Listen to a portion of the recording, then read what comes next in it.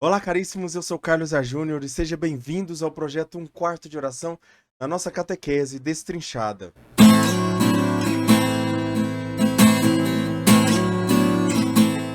Hoje, nós continuaremos falando do sacramento da penitência, sacramento da confissão. Então, esse sacramento que é o sacramento da misericórdia, que nós aprendemos todas as formas de ser, de como ele é chamado na última aula.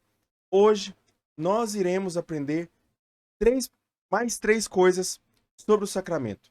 Os atos que o penitente deve ter, quem é o ministro deste sacramento e quais são os efeitos deste sacramento, tá bom? Então, antes de nós começarmos, se inscreve no canal, deixa o seu like, compartilha esse vídeo com outras pessoas, também dar as minhas boas-vindas às pessoas que chegaram nessa semana, as pessoas que estavam lá no retiro de Crisma Adulta também, um abraço para todos vocês também, e juntem-se à catequese destrinchada, agora não só nesse vídeo, mas assistam também todos os outros, com paciência, com tranquilidade, não precisa pressa, né? Mas você vai assistindo aos poucos, vai colocando uma meta para você aí, daquilo que você deseja fazer, né? Então vamos lá. Como vocês já sabem, né? Como já é de praxe, tem muito conteúdo para ser dado e pouco tempo, né? Bom, assim, eu poderia fazer um vídeo de 2 horas aqui, fazer mais tranquilo e tudo mais, mas nós precisamos também entender que um vídeo muito longo fica muito cansativo, né? E já 1 hora ainda já é cansativo. Vamos tentar fazer um vídeo um pouco mais curto, né? Vamos tentar fazer sempre vídeos mais curtos para você. Bom, então a primeira coisa que nós vamos olhar nesse vídeo é sobre os atos do penitente. O que que o penitente, ou seja, a pessoa que vai confessar, a pessoa que vai receber o sacramento da, da penitência, ela precisa fazer? Bom, então nós temos aqui, como nós terminamos a última aula, falando sobre os passos da confissão. Vamos começar retomando esses passos, que nada mais é do que a contrição, confissão e a satisfação. Ou a conciliação, a reconciliação, satisfação, reconciliação, conciliação, toda a mesma coisa, né? Então, contrição, confissão e satisfação. Se faltar uma dessas ações, o sacramento é inválido. Então, vamos lá. A penitência leva o pecador a tudo suportar de bom grado. No coração, a contrição. Na boca, a confissão. Nas obras, toda a humildade e frutuosa satisfação. Então, o Concílio de Trento ele vai nos dizer que a penitência ela precisa passar pelo coração, pela boca e pelas obras, ou pelas mãos também, né? Então, pelo coração, nós vivemos a contrição. Então, a contrição ela só pode existir se for pelo coração. Pela nossa boca, nós confessamos nossos pecados. E pelas nossas mãos, ou pelas nossas atitudes, nós realizamos obras com humildade e frutuosa satisfação. Então, vamos ver parte a parte cada uma dessas ações do penitente. A primeira ação é a contrição. Não pode confessar, não pode receber satisfação se não estiver com o coração contrito. O primeiro passo essencial para realizar este sacramento validamente é a contrição.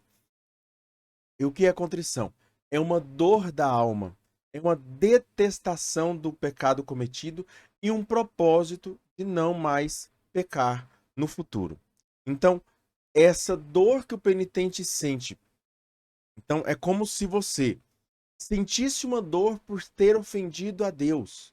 Ou melhor, é como não? É sentir uma dor que você por ter ofendido a Deus. E não só essa dor de ter ofendido a Deus, mas uma dor, mas também uma detestação. Ou seja, detestar o pecado que você cometeu.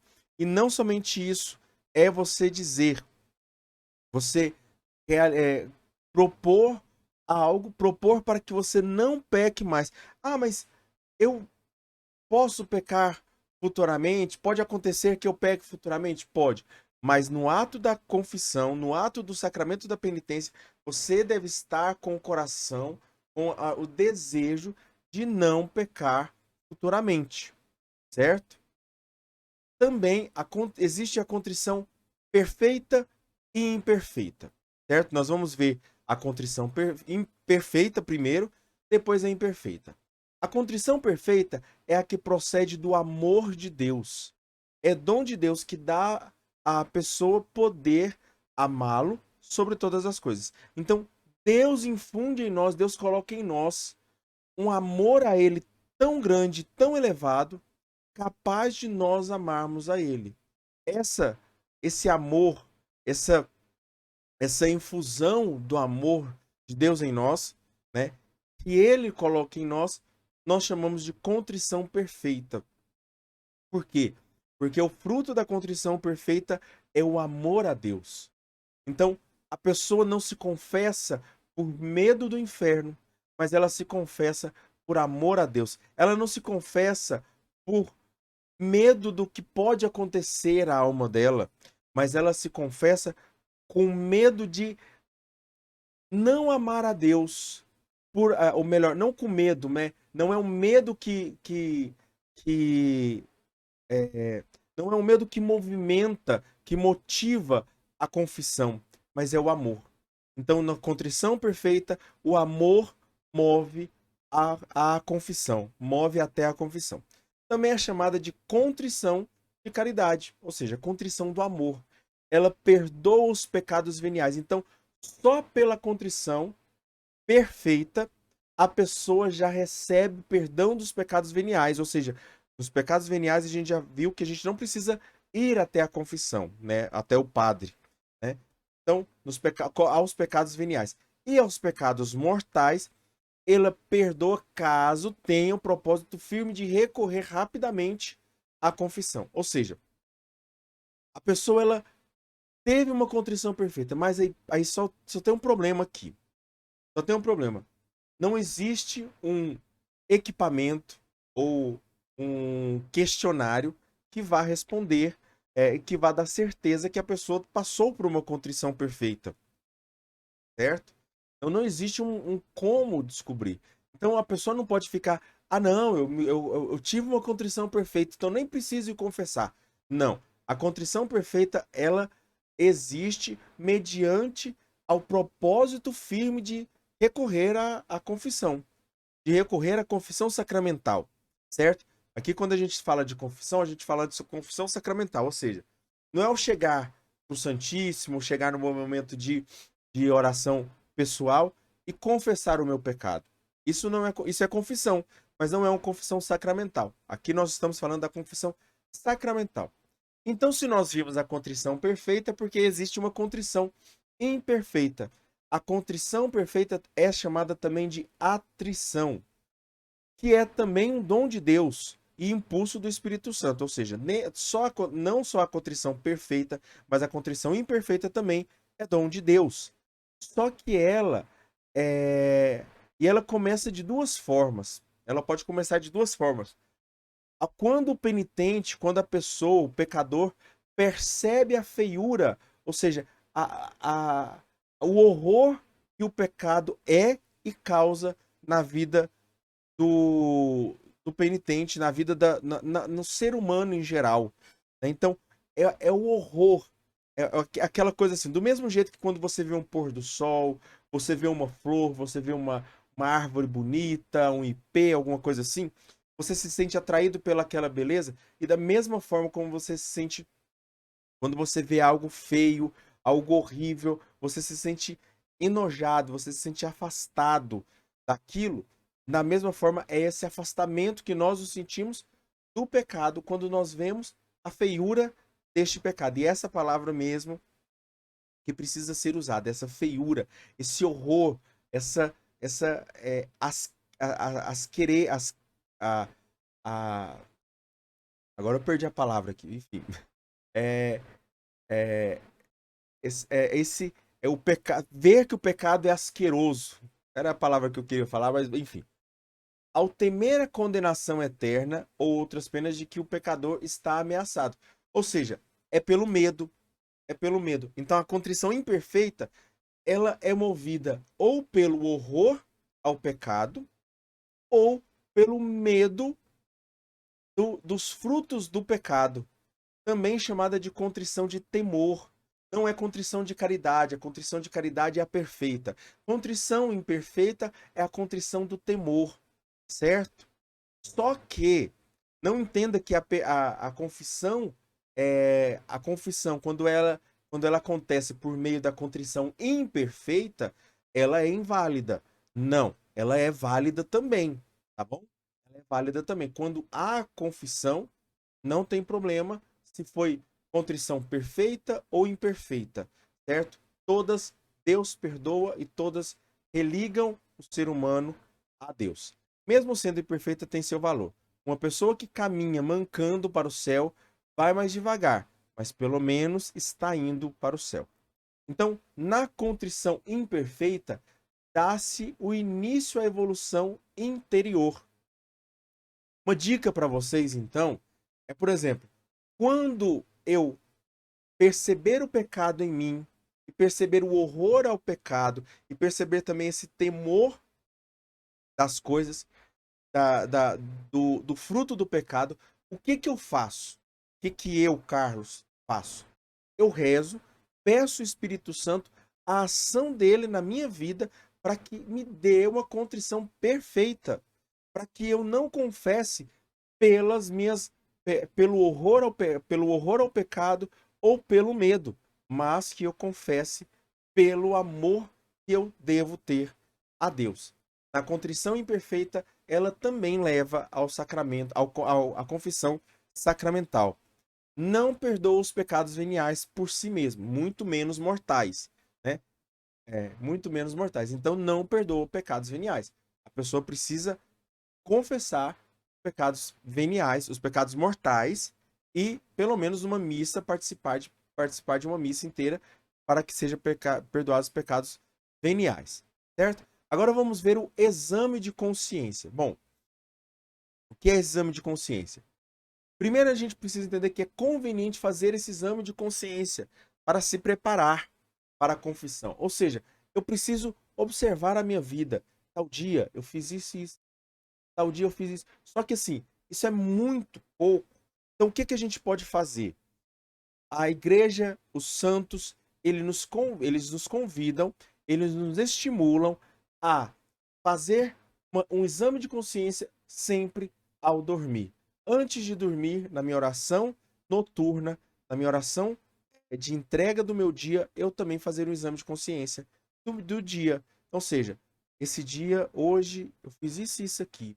Eu acho que isso aqui não estava certo da forma como eu fiz. Então, eu fiz dessa forma. Isso aqui eu posso melhorar. Isso aqui, na minha próxima confissão, eu vou confessar e apresentar isso para Deus, para que eu melhore, para que Ele me dê força. É isso. É esse o exame de consciência que a gente pode fazer todas as noites. Então, toda noite, quando você for dormir, faça esse exame de consciência, observando os mandamentos de Deus. Eu cometi um pecado contra algum mandamento de Deus? Eu falei mal, eu fiz alguma coisa, eu menti, eu fiz, né, alguma coisa que você tenha feito durante o dia, certo? Então, use a palavra de Deus para iluminar este momento do exame de consciência. O exame de consciência ele pode ser 4 coisas nós podemos utilizar, certo? Nós podemos utilizar o decálogo, que são os 10 mandamentos. Nós podemos utilizar a catequese moral dos evangelhos, ou seja, tudo aquilo que Jesus ensina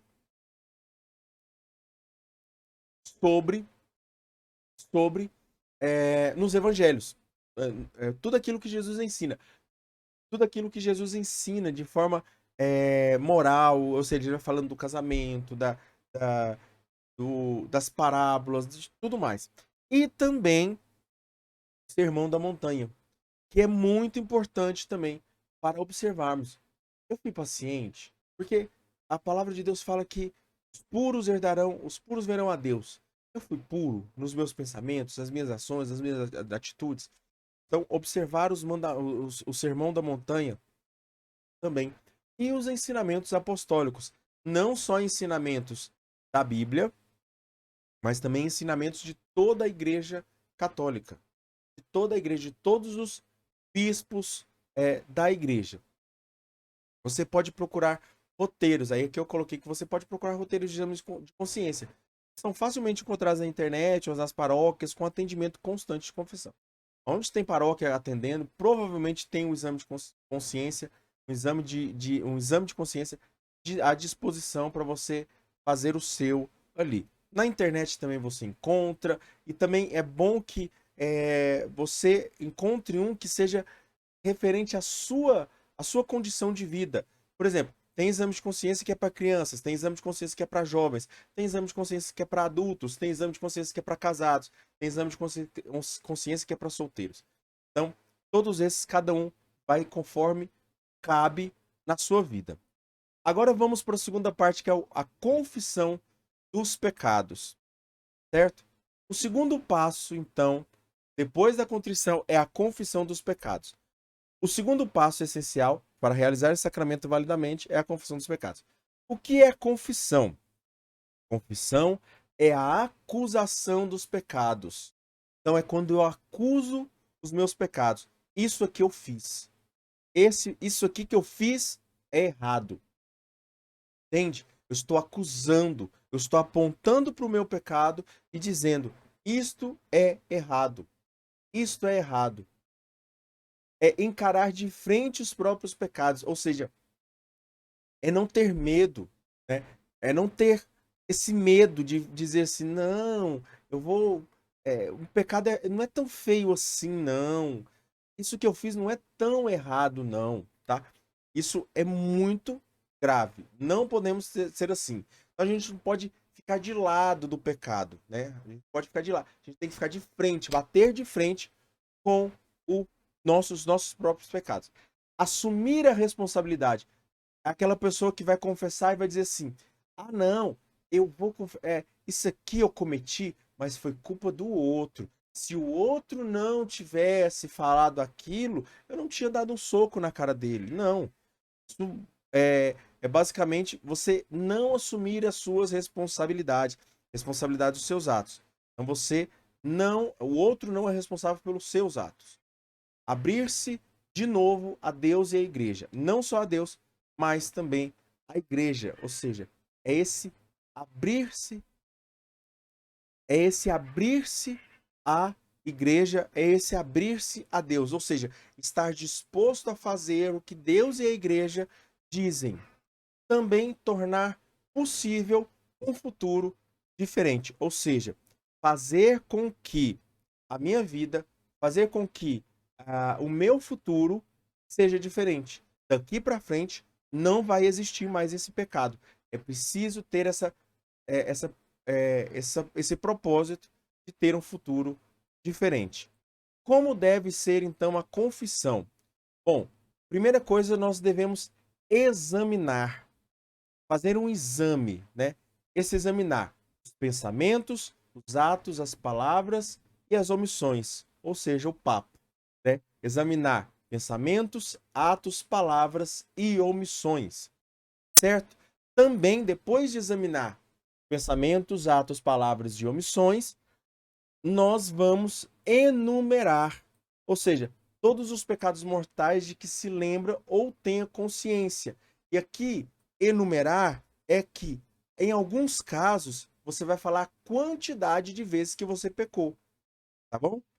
Falar a falar a quantidade de vezes que pecou. Falar a quantidade de vezes que você pecou.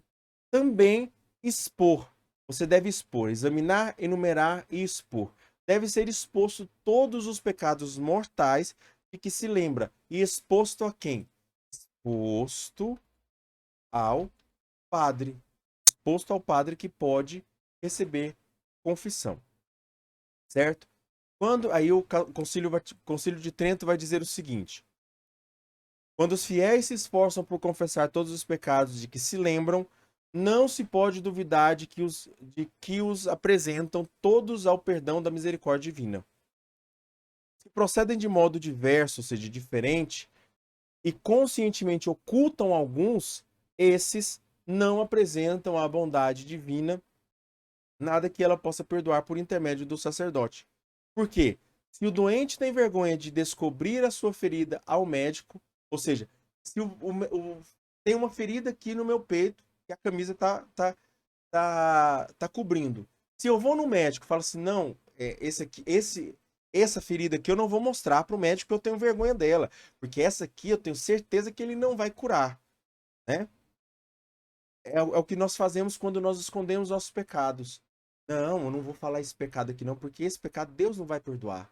Deus perdoa todos os pecados. Nós devemos. O ato da confissão também é um ato de confiança em Deus. Então, quando você faz isso, a medicina não pode curar que ela ignora, certo? Quem e quando se deve confessar? Quem deve confessar? Quando se deve confessar? Bom, quem deve confessar é todo aquele que já passou da idade da razão, ou seja, 7 anos, mais ou menos, dependendo da pessoa. Quando ela tem uma idade, quando ela tem consciência dos atos dela.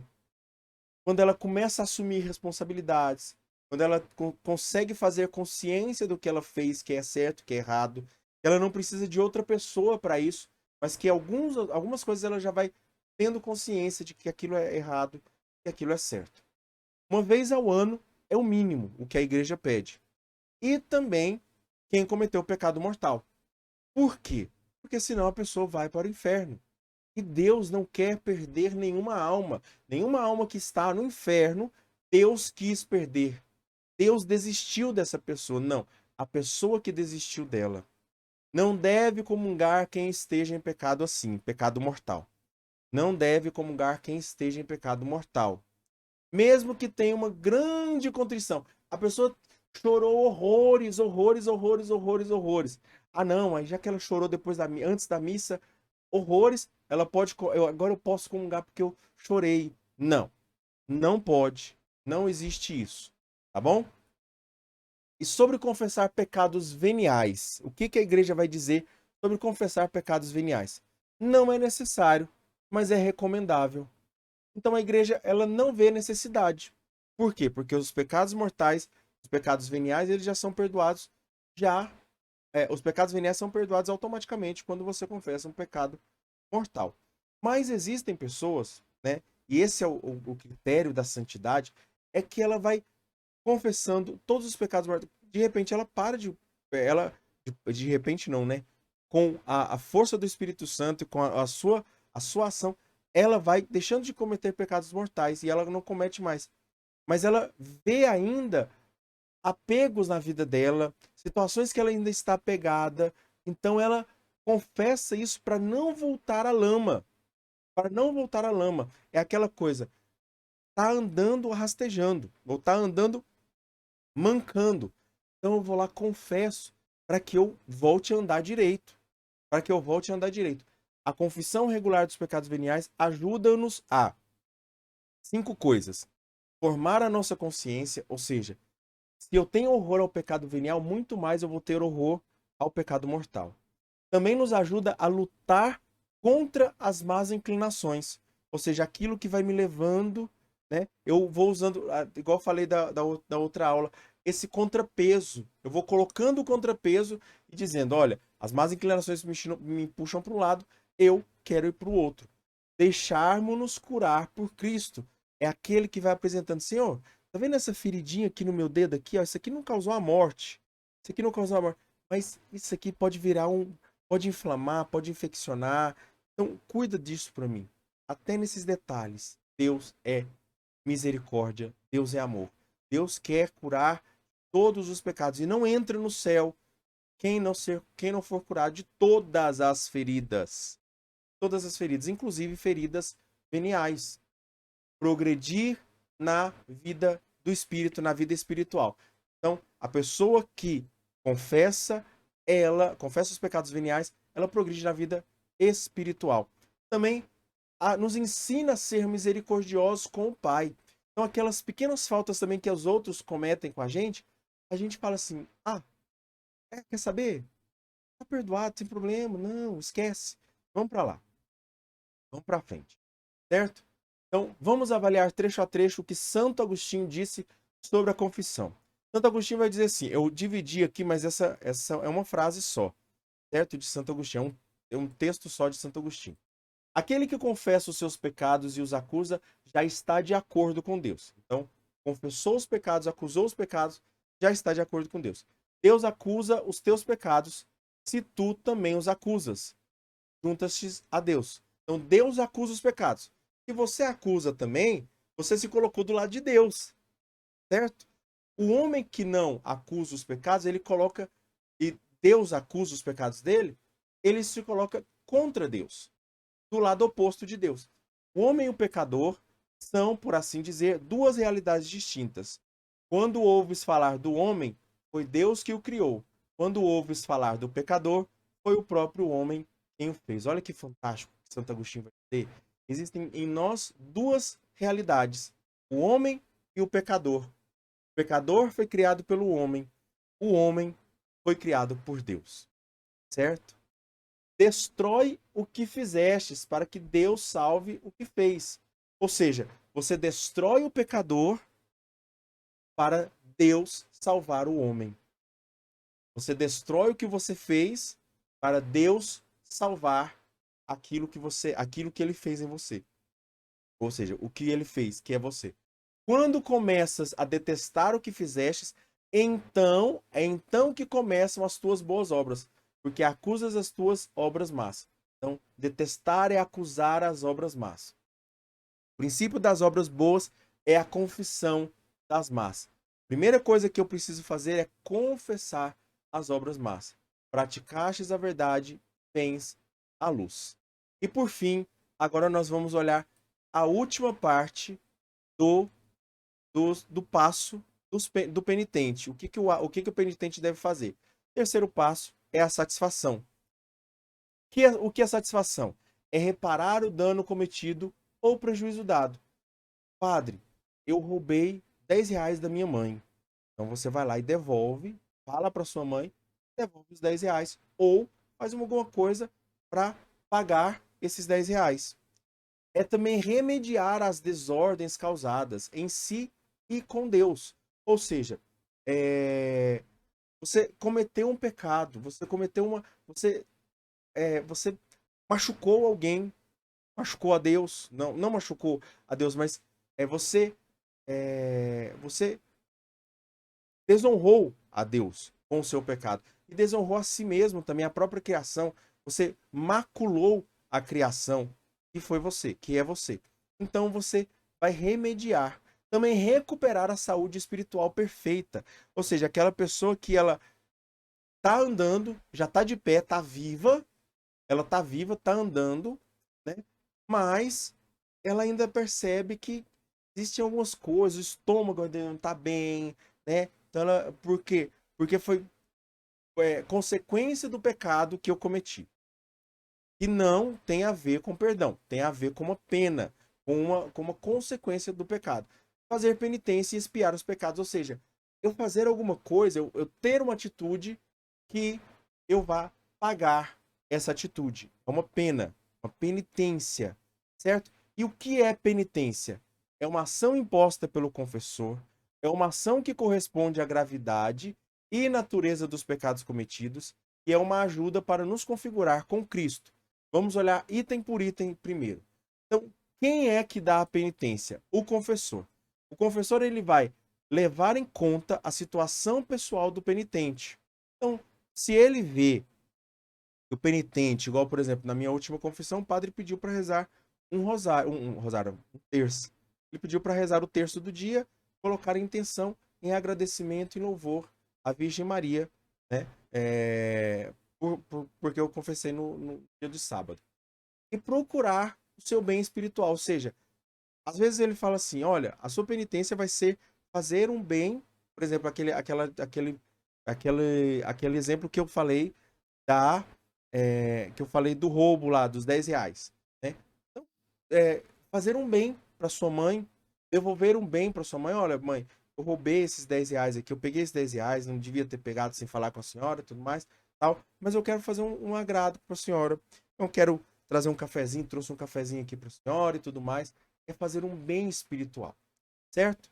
Também é uma ação que corresponde à gravidade.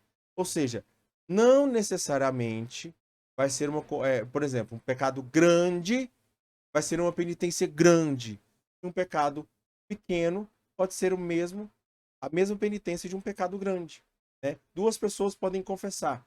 Uma pode, eu conheço padres que são dessa forma, que eles dão uma penitência, eles escolhem uma penitência do dia e eles fazem essa penitência, por exemplo, rezar o salmo. Então, durante o dia que ele vai atender, ele pede para praticamente quase todas as pessoas, obviamente, tirando as suas exceções das pessoas, ele pede para rezar um salmo, certo? Então aí o confessor, o padre, ele pode passar uma oração, uma doação, uma obra de misericórdia, um serviço ao próximo, uma privação voluntária, um sacrifício, mas principalmente a aceitação da cruz. Em todos esses casos, a aceitação da cruz.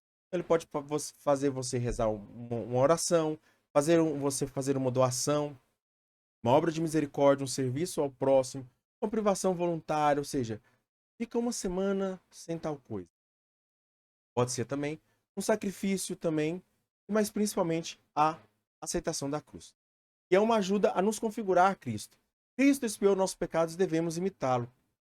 Cristo que sofreu a nossa dor, nós devemos sofrer a nossa dor também. É estranho quando alguém lhe pede ajuda e você faz todo o serviço enquanto a pessoa não faz nada. É a mesma forma que a gente faz com Deus se a gente não faz uma penitência. É dizer o seguinte: Deus, o Senhor perdoou e sofreu pelos meus pecados, mas eu não vou sofrer pelos meus pecados.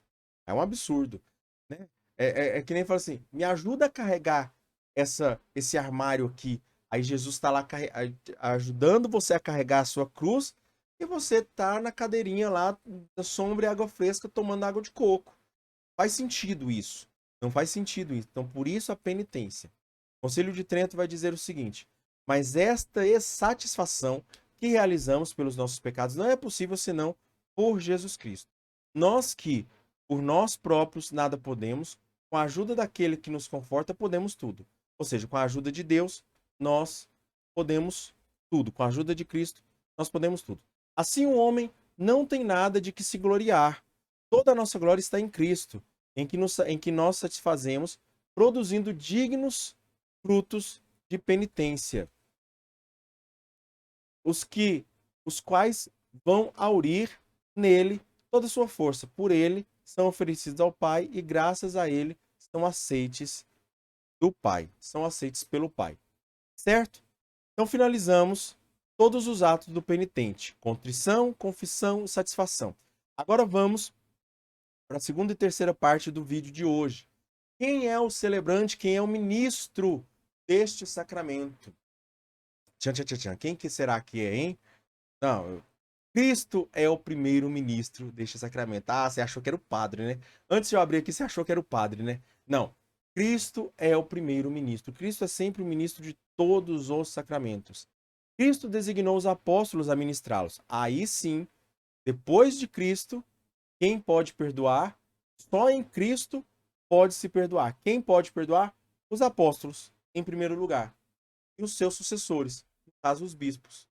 No caso, então, dos bispos, os bispos e os presbíteros são sucessores dos apóstolos. Então, com efeito, bispos e presbíteros é que têm, em virtude do sacramento da ordem, o poder de perdoar todos os pecados em nome do Pai, do Filho e do Espírito Santo. Certo?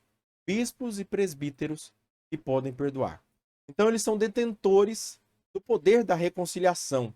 O bispo é o detentor do poder e ministério da reconciliação e é o moderador da disciplina penitencial. O bispo é esse. E o presbítero são seus colaboradores. A gente vai ver isso mais detalhadamente no sacramento da ordem, quando nós formos falar de ordenação. Os presbíteros são colaboradores, exercem-no na medida em que recebem o respectivo encargo do bispo e do papa. Aqui eu coloquei do papa, mas vocês entendem que o papa é um bispo, né? O bispo de Roma, certo? Então vamos lá. Então, o bispo é o detentor do poder e os presbíteros são os colaboradores. Basicamente, essa parte você precisa entender isso, certo? E os pecados de excomunhão. Alguns pecados são tão graves que são punidos pela excomunhão, ou seja, a pessoa está retirada da igreja. O que é excomunhão? É a pena eclesiástica mais severa. Eclesiástica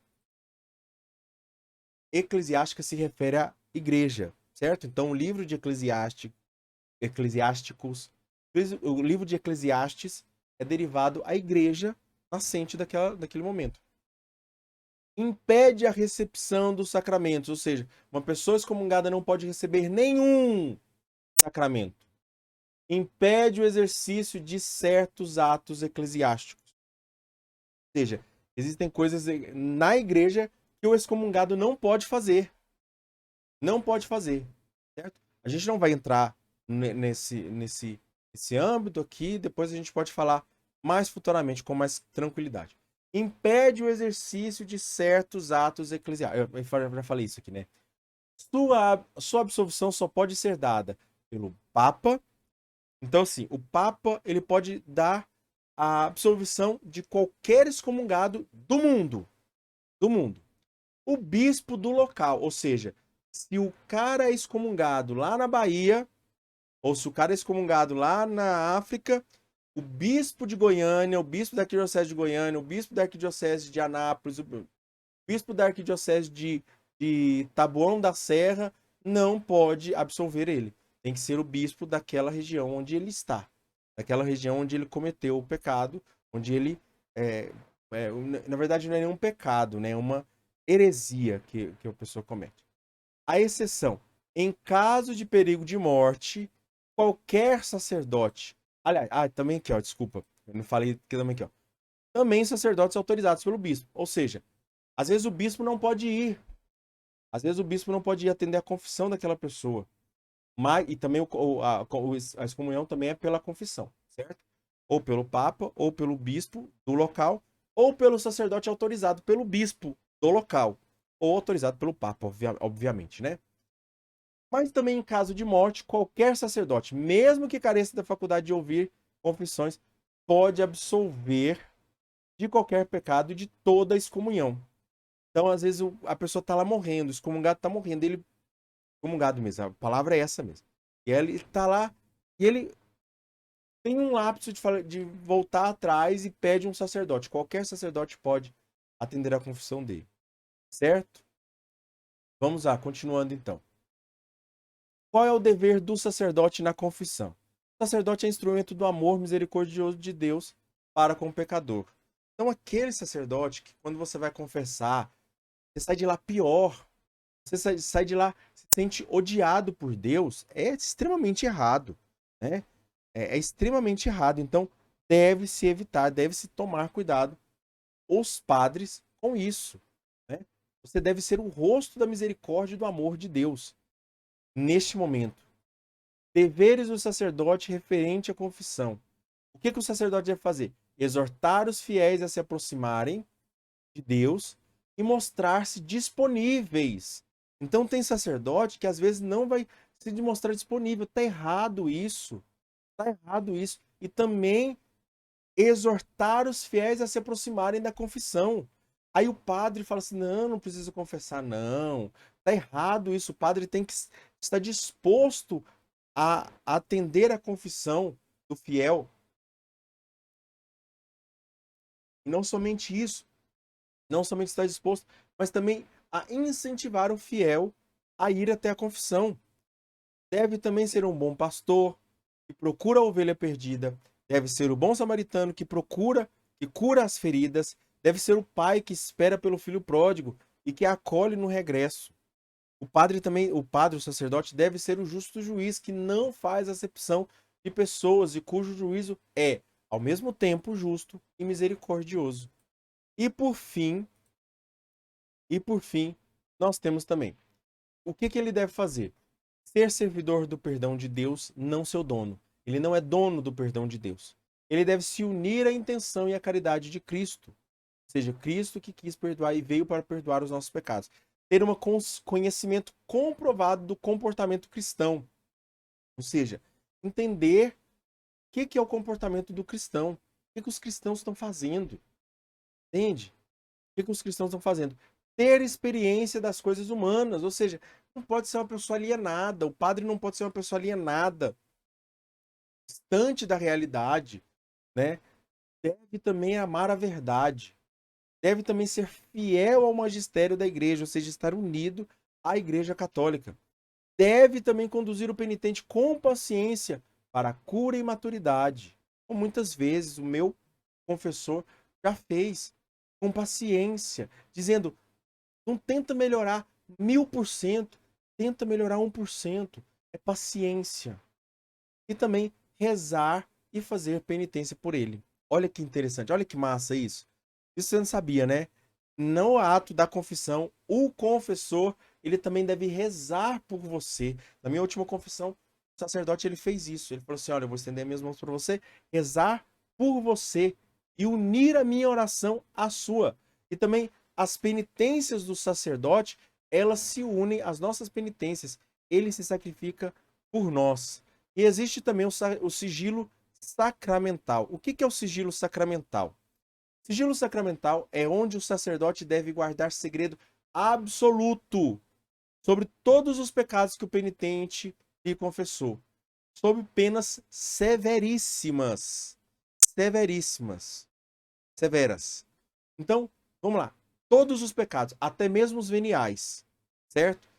Então, a polícia chegou, interrogou o padre e o padre tem que falar. Não, ele não tem que falar, ele não é obrigado a falar.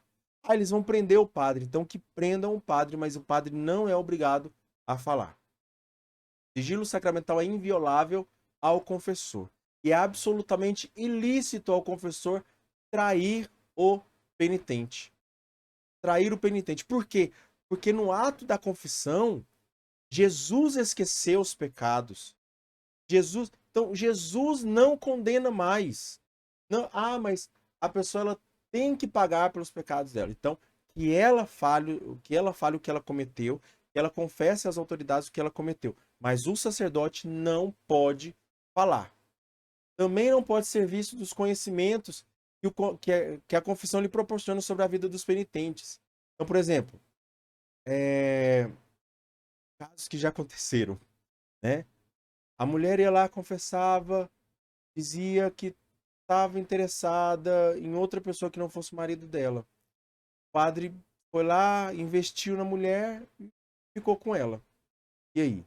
Porque ele sabia que ela tinha uma queda por outras pessoas, por outras pessoas que não seja o marido dela, né? E aí causou um pecado gigantesco. Gigantesco. Então, assim, o padre não pode, ou casos também financeiros, casos também, né, políticos, não deve levar, ele não deve servir-se desse conhecimento para bem próprio, para o seu bem próprio. Aquilo que o penitente manifestou ao sacerdote fica selado pelo sacramento, seja indicando nome ou ainda manifestando pormenores que qualquer pessoa pode deduzir de quem se trata.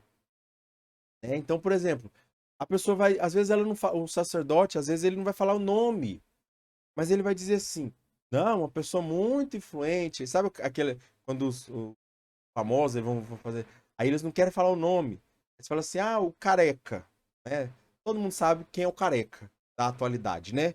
Existem muitos carecas, mas quando a gente fala o careca, né, a gente sabe de quem que a gente está falando.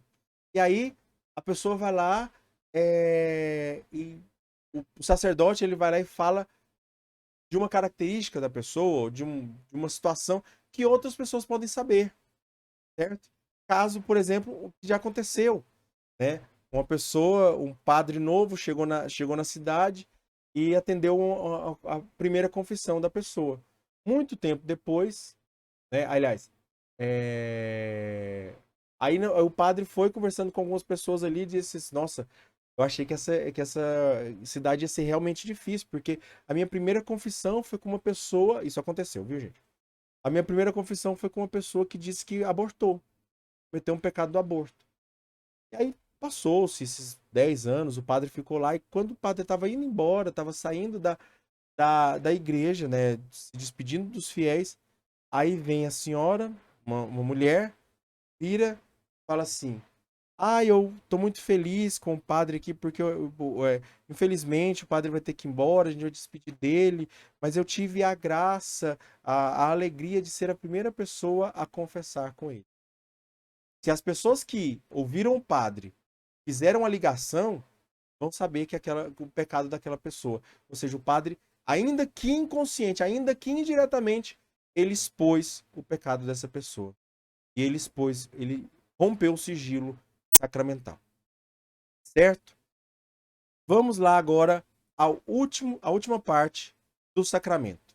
Os efeitos deste sacramento são reconciliação com Deus, reconciliação com a igreja e antecipação do julgamento, certo? Então, reconcilia com Deus, reconcilia com a igreja e antecipa o julgamento. Vamos lá. A eficácia da penitência consiste em uma reconciliação com Deus. O penitente ele é totalmente reconciliado com Deus. Então a penitência ela restitui a graça de Deus, plena no ser humano. Unir-nos a Deus numa amizade perfeita. Se o pecado mortal faz de nós inimigos, a graça faz de nós amigos e amigos perfeitos. Também traz uma paz, uma tranquilidade de consciência, uma consolação espiritual, uma ressurreição verdadeira e espiritual e uma restituição da dignidade dos bens de Deus, dos bens de filhos de Deus. É a roupa, a sandália, o anel que o pai devolve, dá ao filho. Ele devolve essa paz, devolve essa tranquilidade, essa consolação, essa ressurreição, essa restituição, essa união dos filhos de Deus. Outra coisa também que é efeito deste sacramento é a reconciliação com a igreja, que poucas pessoas acham que a gente confessa só por conta de Deus, de reconciliar-se com Deus. Não. Nós também nos reconciliamos com a igreja. É efeito. O pecado também rompe a comunhão entre os irmãos. Porque nós pecamos muitas vezes, aliás, na grande maioria dos nossos pecados é contra o irmão. É contra o irmão. Então eu cometi, eu rompi a união que eu tinha com o meu irmão. Então eu preciso, na confissão, eu retomo essa união também. Mas eu preciso também me arrepender e confessar com o outro. A igreja sofre quando um membro sofre o pecado. Então, por exemplo, um corte inflamado, uma ferida inflamada no pé, ela causa ferida em todo o corpo. Por isso a igreja está não doente no sentido, mas é porque existem doentes dentro da igreja que precisam ser curados, que precisam ser tratados. Uma ferida no dedão pode causar, eu já falei aqui. Eu lembrei, eu esqueci que eu já tinha colocado como exemplo aqui. Esta comunhão é reparada com a confissão, que é uma cura que cura quem é restabelecido e vivifica a vida da igreja. Ou seja, curou o dedão, curou a febre. Curou o dedão, curou a febre. Curou o restabelecido, curou o penitente, curou também a igreja. Algo que acontece também é que o cristão restabelecido pelo sacramento da reconciliação volta a receber os benefícios espirituais que todos os membros recebem. Lembra lá da economia de salvação que a gente falou?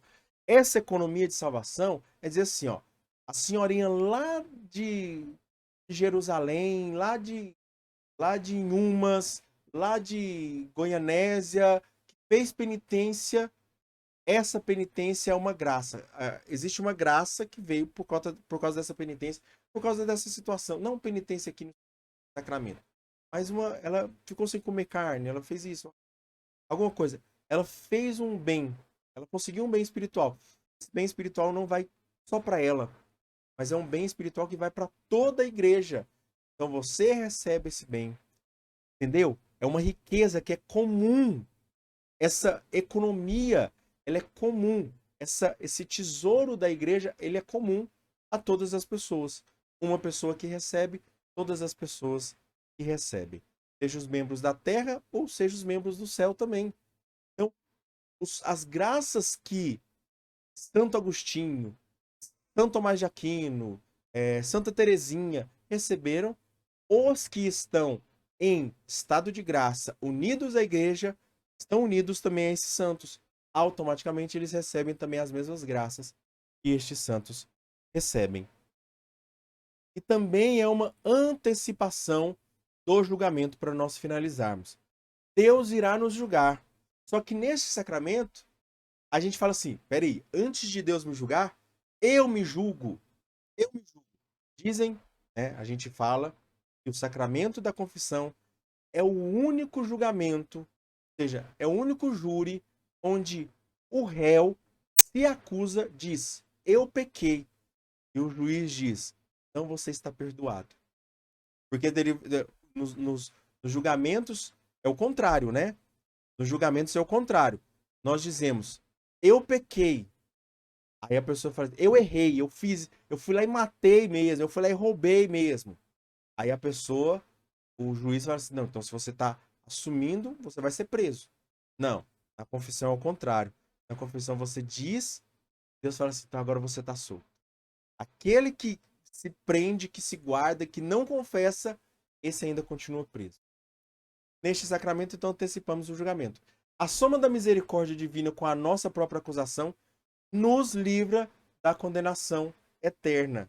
Então, ou seja, se nós acusamos nossos pecados e confiamos na misericórdia de Deus, unimos a misericórdia de Deus, nós recebemos o livramento da condenação eterna, pois escolhemos a vida ao invés da morte. A confissão é isso, é escolher a vida ao invés da morte. O pecado grave nos exclui do reino. A conversão nos reencaminha ao reino. Assim mesmo. Convertendo-se a Cristo pela penitência e pela fé, o pecador passa da morte à vida e não é sujeito a julgamento. Então, quando eu me julgo diante de Deus, diante do Padre, eu estou dizendo assim, agora nem Deus pode me julgar. É aquilo da mulher pecadora. É aquilo da mulher pecadora. Ela se confessa, ela se arrepende do seu pecado. Ela se arrepende do seu pecado. Então, ninguém pode condenar ela mais. Ninguém pode mais condenar ela. E nem Deus. Nem Deus condena mais essa mulher. Certo? Então, hoje nós finalizamos a nossa aula e fazer um convite especial. 2 convites especiais. Se inscrever no canal, deixar o seu like, compartilhar esse vídeo com outras pessoas também. Fazer outras pessoas se inscrever. Muitas pessoas chegaram, como eu disse, nesse último tempo, nessa última semana, conseguiu basicamente uns 70 inscrições a mais, né? Mas passe esses vídeos para outras pessoas. Passe esse conteúdo para as outras pessoas. E virão outros conteúdos. Já quero deixar de antemão, né? Aqui nos domingos. Eu não sei se ainda nesse domingo ou no próximo domingo. Todos os domingos, eu, mais uma amiga, nós vamos fazer uma live pelo Instagram, fazendo um estudo de um livro da Ascética e Mística, que é do Tanqueray, Compêndio de Teologia Ascética e Mística. Certo? É um pouquinho complicado o nome, mas a gente vai entendendo lá na frente. Então eu vou fazer um grupo de estudos para de forma de ser live, para que a gente possa aprofundar nessas situações. Certo? Outra coisa também que eu tenho em mente de fazer, hoje eu estava analisando todos os meus projetos que eu preciso fazer, basicamente assim uns 8, 9 projetos, alguns em relação aqui. Outra coisa também fazer é que eu vou fazer um curso, e esse curso eu vou vender esse curso, né, de um preço acessível, né, e uma vez só que você pague. E esse curso vai ser um curso para você que é pai, para você que é catequista, aprender a como dar catequese. Não é o conteúdo, porque o conteúdo conteúdo aqui você está aprendendo, né? Mas como dar esse conteúdo? Como atingir cada faixa etária de catequizandos, né? E principalmente dos seus filhos. Porque a primeira ação do pai A primeira obrigação do pai e da mãe é evangelizar seus filhos. De que vale ganhar o mundo inteiro e perder a vida eterna. É o que eu sempre falo os pais dos meus catequizandos. Não adianta dar uma escola cara, livros, coisas e tudo mais, comida, roupas, viagens, mas se ele vai para o inferno, não adianta, certo? E a outra coisa também é você, aliás, são essas duas. Então, se inscrever no canal e já começar a se preparar. Se preparar. E o outro convite, desculpa, o outro convite é confesse-se. Vá até uma confissão, vá até um padre, arrependa-se dos seus pecados, use esse vídeo para você meditar, se você precisa se confessar, use esse vídeo para suas próprias próximas confissões. Louvado seja o nosso Senhor Jesus Cristo, para sempre seja louvado, tudo por Jesus e nada sem Maria. Fiquemos selados na proteção de Deus que é Pai, Filho e Espírito Santo. Amém. Deus abençoe a sua vida.